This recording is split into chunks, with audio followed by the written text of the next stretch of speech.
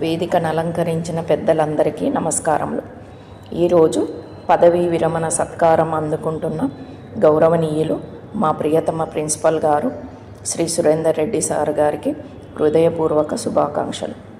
Principal గారు మా కళాశాలకు వచ్చిన అతి కొద్ది కాలంలోనే మా అందరికీ ఎంతో ఆత్మీయుడై కళాశాల నిర్వహణలో మా అందరికీ ఆదర్శప్రాయుడైనారు.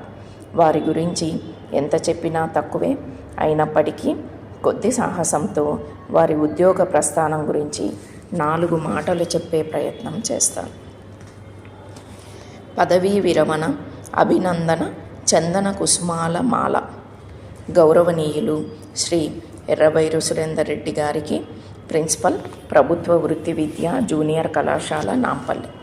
పరిచయం: ఒక వికసించిన పారిజాతం, తెలుగు నేలపైన విరబూసిన పారిజాత కుసుమమై 1965 ఫిబ్రవరి 8న శ్రీమతి సుదర్శనమ్మ మరియు శ్రీ వెంకటరెడ్డి పుణ్య దంపతుల సుపుత్రుడిగా జన్మించిన మీరు మీ విజ్ఞాన పరిమళాన్ని లోకానికి పంచారు. వృత్తి ప్రస్థానం ప్రారంభం: 1989లో స్కూల్ అసిస్టెంట్గా మొదలైన మీ ప్రస్థానం మీ అంకిత భావానికి నిలువుటద్దం. గణిత మేధావి, జూనియర్ లెక్చరర్గా గణితంలో మీరు చూపిన అగణిత ప్రతిభ వేల మంది విద్యార్థుల భవిష్యత్తును తీర్చిదిద్దింది. మీరు కేవలం పాఠాలు చెప్పలేదు, జీవిత పాఠాలను బోధించిన ఆదర్శ గురువులు. నిర్వహణ దక్షత: రాయదుర్గం, కల్వకుర్తి వంటి పలు ప్రాంతాలలో సేవలందించి ప్రిన్సిపల్గా మీ కార్యదక్షతతో ఉన్నతాధికారుల మన్ననను పొందిన ఉత్తమ పరిపాలనాధికారి మీరు. బహుముఖ ప్రజ్ఞాశాలి: మీరు నిరంతర కర్మయోగి. కేవలం అధికారిగా మాత్రమే కాదు, గాన గంధర్వుడిగా మీ గళం శ్రోతలను మంత్రముగ్ధులను చేస్తుంది.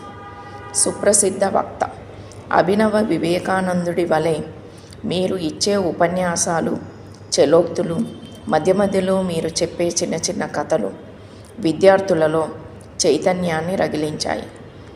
వ్యక్తిత్వం: నిరాడంబరత, ప్రసన్న దరహాసవదనం, క్లిష్ట సమస్యలను అవలీలగా పరీక్షించే మీ నేర్పు మా అందరికీ స్ఫూర్తిదాయకం.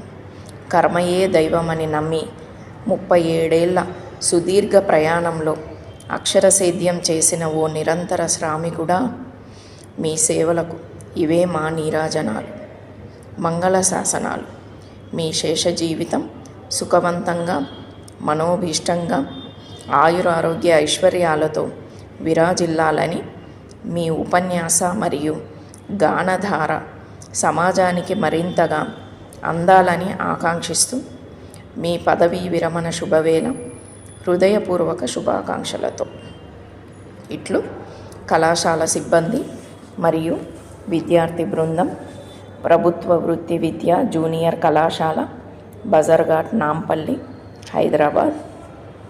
నాకు ఈ అవకాశం ఇచ్చిన పెద్దలకు ధన్యవాదములు.